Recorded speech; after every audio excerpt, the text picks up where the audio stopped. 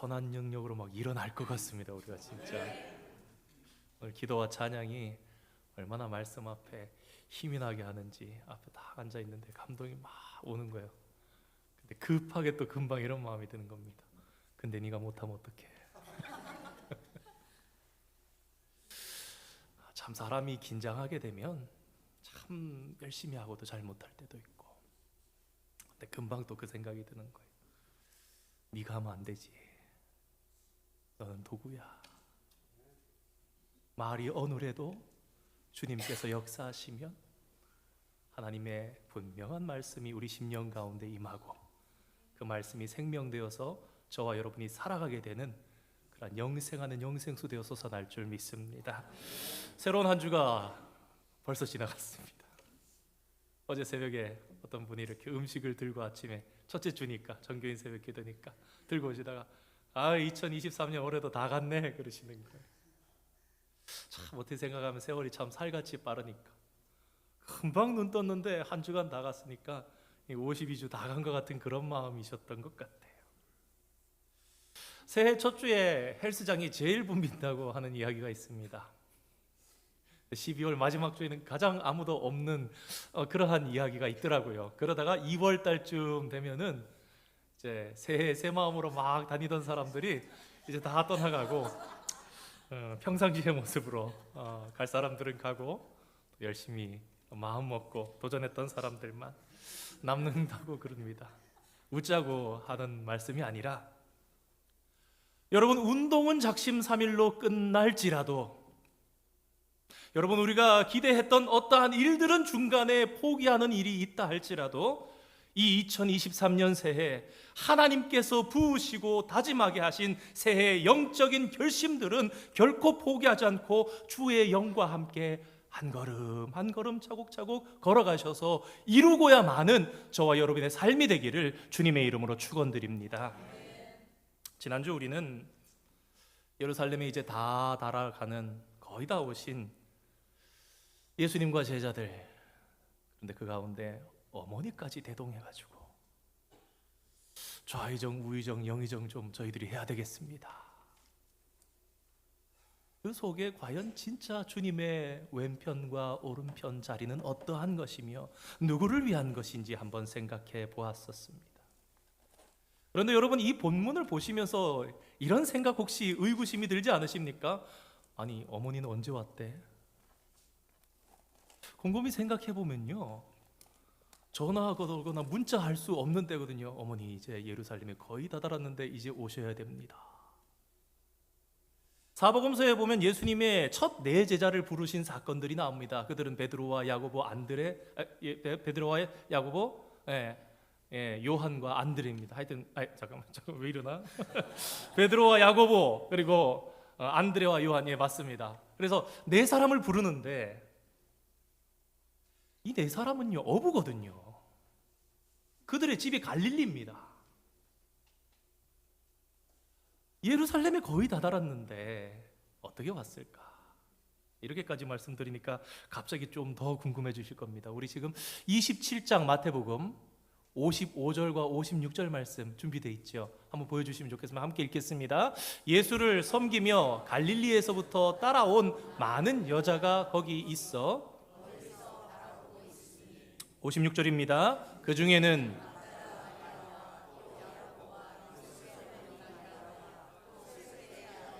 어머니도 있더라. 이 말씀은 이제 27장에 예수님께서 십자가에서 모든 고초를 당하시고 죽음을 맞았을 때에 그 십자가의 곁에 섰던 무리들이 어떤 사람들이 있었는지 증언하는 마태의 기록입니다.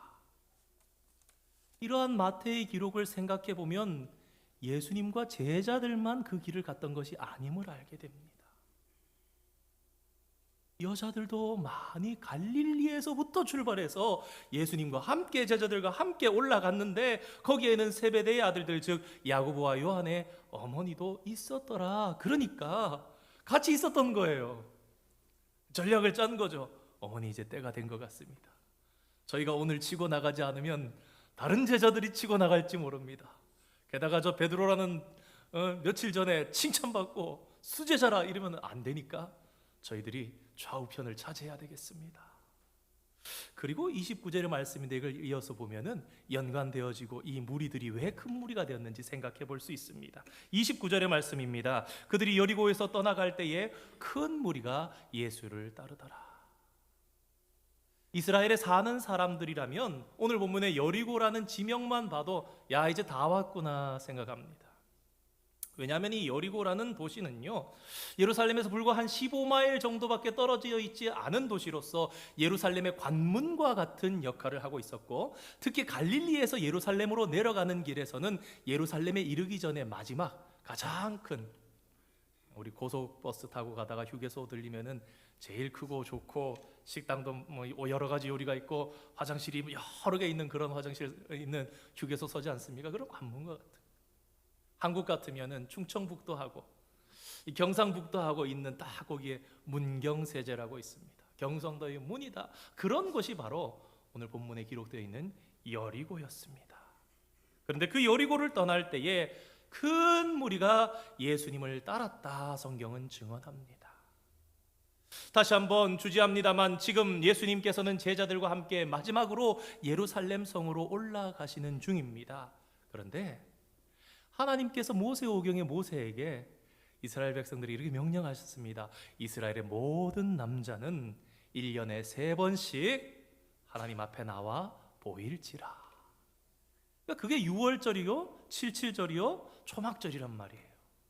근데 지금 명절이 가까운 거예요. 언제입니까? 제일 큰 명절인 6월절.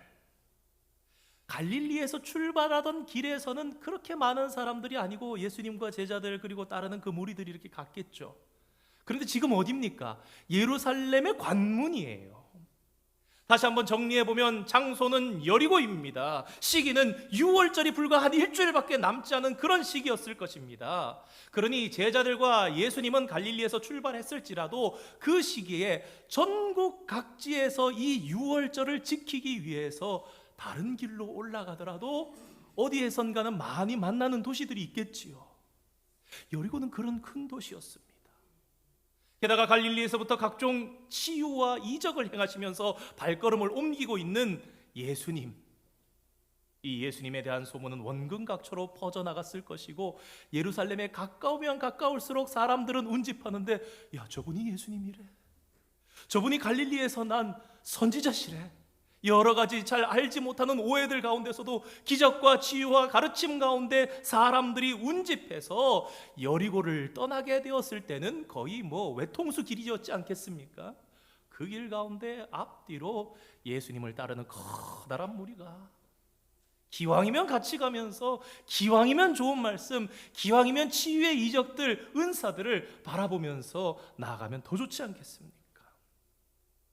사실 오늘 본문의 말씀을 시작하기 전에 좀 오해의 소지를 좀 풀고 넘어가야 할 것이 있어서 정성껏 준비하다가 분량이 혹시라도 너무 길까 싶어서 저희들이 카톡으로 제가 정성껏 해서 정리해드렸습니다. 어떤 오해가 있냐면 사실은 마태, 마가, 누가 이 세 복음서가 다 기록하고 있는데 마태 복음만 소경이 2명이라고 소개하는 것입니다. 누가는 1명이라 그러고 마가는 더욱더 거기에 집중해서 이 사람의 이름이 바디메오였다라고까지 얘기합니다. 소경 바디메오. 왜 마태는 2명이라 하는가? 나중에 예배 마치시고 그 글을 한번 읽어보시면 도움이 될 수 있겠습니다. 여러분, 2사람이었는데 얼마든지 마가와 누가는 한 사람에 더 집중할 수도 있습니다. 전에도 한 차례 말씀드렸던 것 같습니다. 군대 귀신 들린 자. 마태는 그때도 2사람이라고 그랬어요. 귀신 들린 자. 그 중에 더 증세가 심했던 사람에게 집중할 수 있었던 것이고, 혹 마가는 그 뒤에 이 맹인들이 따르거든요. 예루살렘까지 가고 어쩌면 초대교회의 일꾼으로 섰을 그 바디메오, 그 이름까지 기억하면서 적을 수 있기 때문에 이 세 사람의 이 기록, 마태, 마가, 누가의 기록은 결코 부딪히지 않고 모든 것이 참될 수 있습니다. 게다가 여리고에는 맹인들이 많을 수밖에 없는 이유도 있었습니다. 눈병이나 눈에 좋다고 여겨지는, 당시에 여겨졌던 발삼나무가 많아서 향기롭기까지 했던 그 도시, 그 발삼향이 눈에 안질에 좋고 그랬기 때문에 전국 원근 각처에서 맹인들이 모여들 수 있는 그런 조건을 가지고 있었습니다. 사실 제자들이 예수님의 좌우편 자리를 요구했던 지난주 본문, 그리고 오늘 이어지는 맹인을 치유해 주신 이 사건은 주제가 하나로 연결되어 있는 말씀입니다. 그래서 고민을 했습니다. 지난주에 같이 다루려고 그랬는데 안 되겠다. 그리고 넘어가려다가 한 주간 또 본문을 연구해 보면서 다시 한번 또 다른, 또 그러면서도 그 안에 다시 한번 예수님의 가르침을 되새기는 그런 시간이 되었으면 좋겠습니다. 마태는 어떤 장치를 이용해서 그래서 이것을 연결하고 있습니다. 그래서 이 사건은 마치 야고보와 요한의 어머니까지 대동해서 자리를 요구할 때에 그것이 잘못되었다는 것을 알려주시면서 예화를 들듯이, 비유를 들듯이 이 사건을 이어갑니다. 우리가 이미 여러 차례 살펴보았던 카이 이두, 그런데 보라 여기 맹인 두 사람이 있다. 이런 가르침에 대해서 말씀하시다가 여러분 여기 집중해서 보십시오. 여기 예수님의 큰 가르침이 있습니다. 그러면서 맹인 두 사람에게 성경을 읽는 우리들의 청자의 시선을 집중시키면서 오늘 얘기를 시작합니다. 다시 한번 주제해 보자면 우리는 지금 마지막 예루살렘으로 올라가시는 예수님의 상경기 기사를 보고 있습니다. 눈을 좀 더 확장시켜서 이 기사들을 정리해 본다면 먼저 부자 청년이 찾아왔습니다. 그리고 예수님께서는 마지막으로 세 번째 순환당하고 죽음 당하실 것에 대해서 예고하셨는데 그때도 알아듣지 못하고는 야고보와 요한은 어머니를 모시고 와서 왼편 오른편 자리를 요구합니다. 그리고 이어지는 사건이 여리고 맹인이 눈을 뜨게 되는 사건입니다. 다시 정리해 보면 예수님 지금 눈앞에 십자가를, 죽음을 앞두고 계셨는데 성공적인 삶을 살았던 부자는 무엇하여야 될까? 지난 3년 동안 모든 것을 버리고 따랐던 제자들은 그럼 우리는 무엇을 얻을까? 그래서 자리 다툼을 하면서 내 상급은 무엇일까?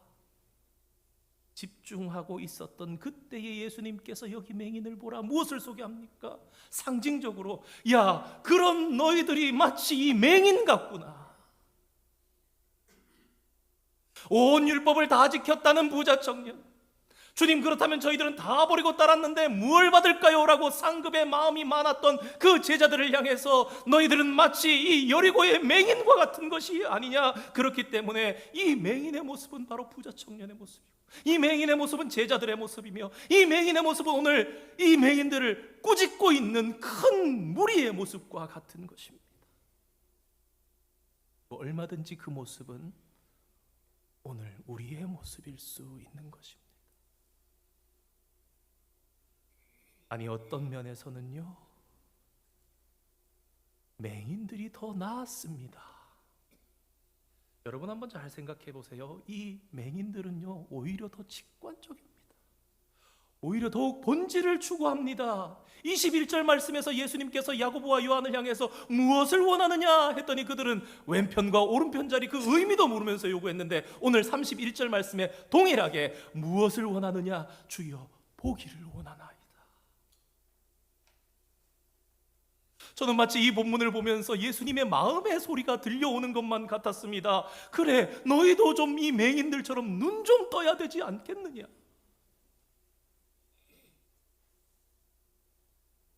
생각해보면요, 예수님은 그런 부자, 이런 제자, 저런 맹인들을 보시면서 그리고 한 일주일에서 열흘 뒤면 돌아가실 상황에 모든 종류의 맹인들을 위해 친히 십자가의 길을 각오하면서 죽음을 향해서 담대히 가고 계셨던 거예요.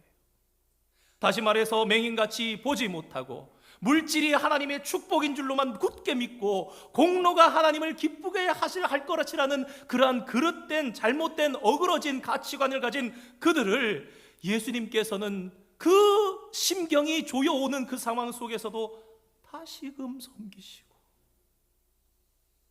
괴로운 심경을 물리치시면서 뒤로 하면서 다시금 맹인을 붙잡으시면서 불쌍히 여기시면서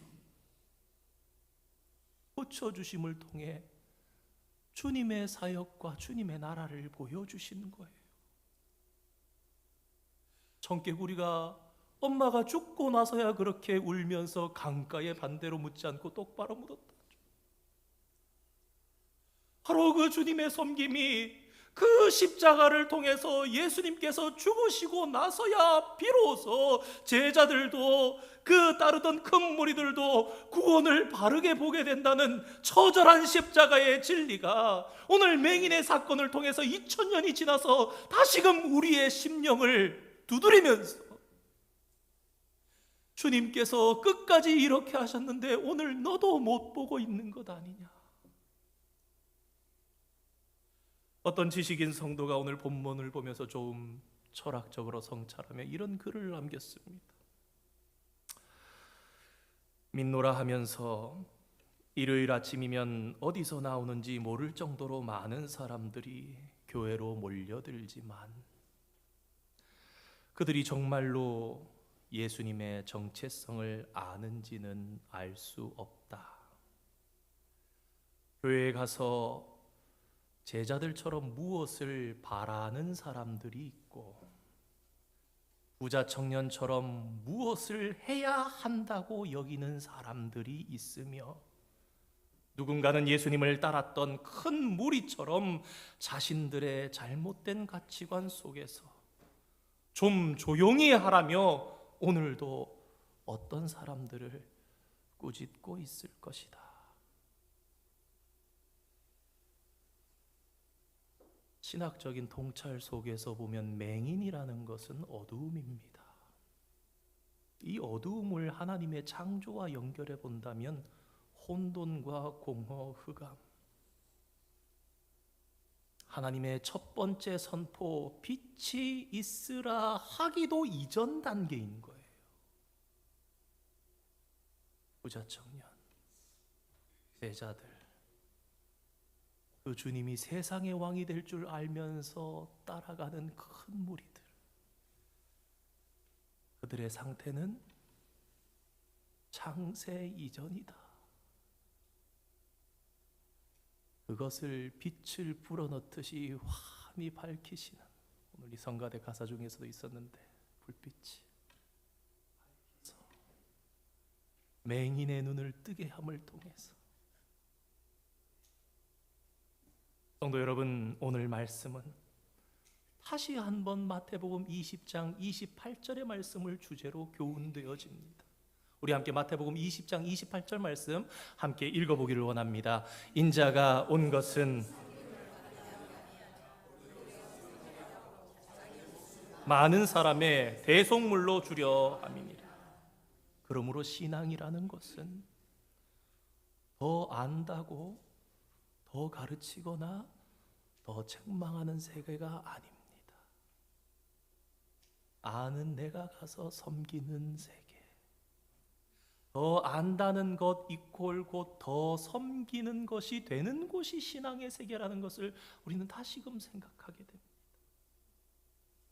하나님의 아들이신 그분, 더 이상 높을래야 높아질 수 없는 그분이 천국의 복음을 지금까지 가르치시면서 산상수훈에서부터 왔지만 그 가치를 알아보지 못하는 인생을 위해서 결국에는 십자가에 죽으신 이야기, 끝까지 그렇게 섬기신 이야기, 오늘 또 섬기시면서 그들의 눈을 뜨게 하신 이야기, 그것이 성경이며 그것이 복음의 진리입니다. 내가 더 아니까, 내가 좀 더 온전하니까, 그러니까 섬기는 나라가 하나님의 나라, 섬겨서 자기 백성을 만드신 나라, 천국 백성 만드신 나라. 예수님께서는 오늘 맹인들의 눈을 뜨게 하시면서 말씀하십니다. 내 나라는 이런 나라야. 너희들 반드시 기억해야 돼. 내 나라는 세상에 속한 나라가 아니요, 내 나라는 세상의 상식이 통하는 것이 아니라 내 나라는 바로 이런 나라란다. 오늘 본문은 맹인들을 통해서 우리에게 새해 더욱 소망 있는 삶을 살아갈 수 있는 방법을 제시해 주는 것 같기도 합니다. 많은 무리들은 맹인을 무시했습니다. 그래도 돼, 마땅하지 뭐, 그들이 뭔데. 예수님을 둘러싼 무리들은 이제 주님께서 새 나라의 임금으로 즉위하시기 위해서 예루살렘으로 가고 있다라는 그런 나름대로의 기대감에 가득 차 있어서 부풀어 있었기 때문에 그 예루살렘으로 향한 걸음을 지체시키고 있는 저 변변치 못한, 저 쓸데없어 보이기까지 한 그들의 하소연을 매우 귀찮게 여겼을 것입니다. 잠잠하라는 무리의 꾸짖음 속에도 맹인들의 자존감은 더욱더 낮아지지 않았겠습니까? 그런데 그럼에도 불구하고 그 속에서 포기하지 않고 외친 것입니다. 무리가 꾸짖어 잠잠하라 하되 더욱 소리질러 이르되 주여 우리를 불쌍히 여기소서 다윗의 자손이여 하는지라. 오히려 그들은 더욱 소리를 질렀습니다. 상상해보자면 아마 고래고래 소리를 질렀을 것입니다. 맹인들 그들에게, 여러분 한번 생각해 봅시다. 우리가 맹인이면요, 꼭 만나야 되는 사람이 지나가는데 앞이 안 보이는데 달릴 수 있습니까? 어디 부딪히면 어떡합니까? 그런 삶, 그런 경험 한두 번 해봤겠습니까?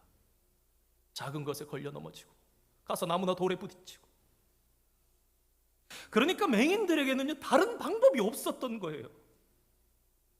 할 수 있는 유일한 방법이기에 고래고래 소리를 질렀습니다. 그래서 어떤 신학자는 이렇게 얘기합니다. 이 맹인들의 부르짖음은 마치 야복 강가를 건너던 그날 밤 하나님을 붙잡고 씨름했던, 뼈가 위골되면서까지 붙잡고 나를 축복하소서 붙잡았던 야곱의 야복감의 씨름과 같은 부르짖음이 바로 이것이었을 것이다.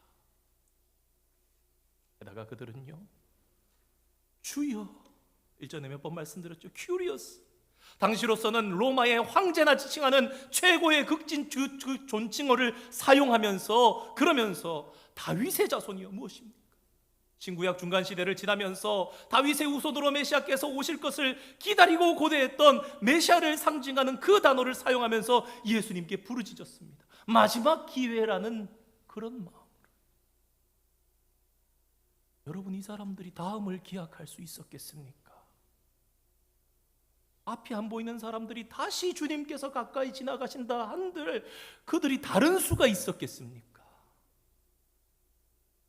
그렇게 포기하지 않고 부르짖었더니 왕이신 예수님께서 십자가의 대업을 이루시기 위한 그 큰 걸음을 멈춰 서신 거예요. 스탑하신 겁니다.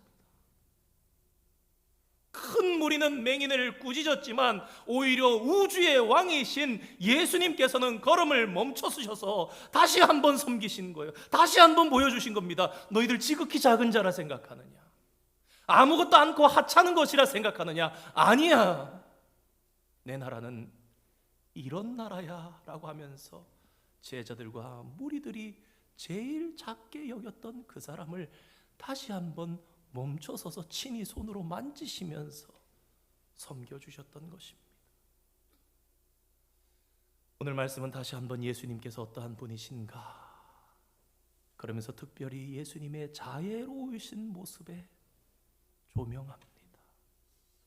멈추어 쓰셔서 손으로 만져주시면서 연민하시고 불쌍히 여기시, 지극히 작은 자를 향해서 예수님의 계획이 없었겠습니까?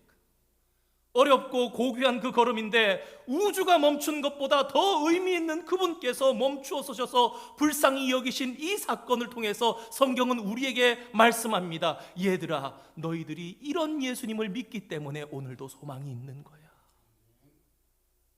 그 예수님께서는 오늘도 우리를 불쌍히 여기셔서 계획을 바꾸시면서까지 우리 앞에 멈춰 서시고 우리에게 은혜를 베풀어 주실 것이기 때문입니다. 성도 여러분, 우리가 할 수 있는 게 무엇이 있습니까? 무언가 해야 하는 것처럼만 여겼던 부자 청년. 근데 사실 우리가 할 수 있는 건 딱 하나밖에 없습니다. 우리를 불쌍히 여기소서.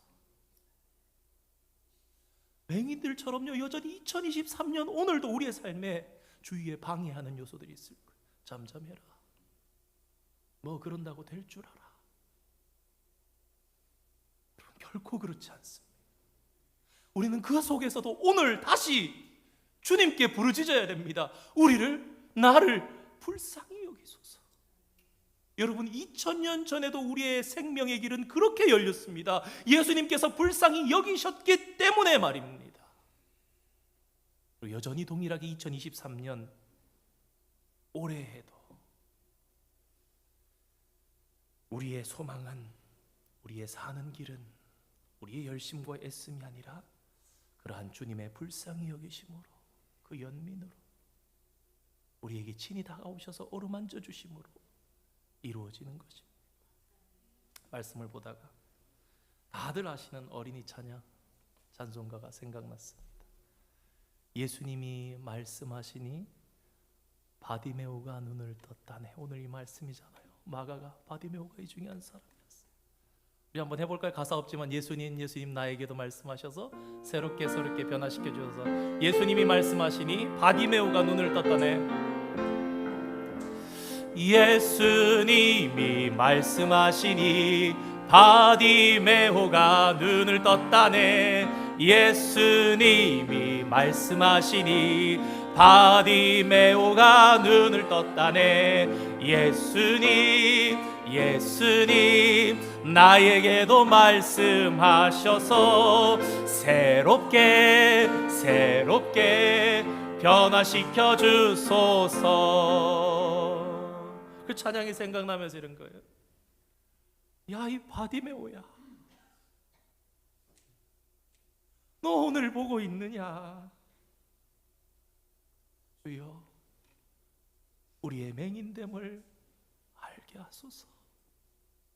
2023년 다시금 우리가 소망을 가지고 주님 앞에 부르짖어야 할 것은, 주여 나를 불쌍히 여기소서. 변하여 새롭게 변화시켜 주시옵소서. 바디메오를 변화시킨 하나님, 나를 불쌍히 여기사 변화시켜 주시옵소서. 그러므로 성도 여러분, 2023년 다른 것들은 작심삼일로 포기한다 할지라도 주님께 간절히 부르짖음으로 눈을 뜨게 하시는 은총의 역사만은 결코 포기하지 않는 저와 여러분 되시기를 부탁드립니다. 보게 하시고 열리게 하시고 깨닫게 하시는 주님의 은혜가 2023년 새해 저와 여러분에게 더욱더 임하는 놀라운 은총이 있기를 주님의 이름으로 축원드립니다. 기도하겠습니다. 거룩하신 하나님 아버지, 복된 주일을 허락하시고 예수님의 생명의 말씀으로 오늘도 우리를 가르치시고 길러주시니 감사드립니다. 세상적으로도 영적으로도 완벽한 것 같았지만 계명 하나도 지키지 못했던 부자 청년과 예수님을 무려 3년 동안이나 따라다녔지만 큰 상급과 좋은 자리에만 마음이 들떠 있었던 제자들, 맹인을 무시하며 꾸짖었던 큰 무리들 앞에서 다시 한번 지극히 작은 자로 여기던 맹인들을 고쳐주시고 끝까지 섬겨주신 주님의 모습을 통해서 오늘 저희들의 살 길과 나아가야 할 길에 대해서 생각해 봅니다. 하나님, 과연 오늘 저희들은 눈을 뜨고 보고 있는 자들입니까? 예수님, 나에게도 말씀하셔서 새롭게 변화시켜 주시옵소서.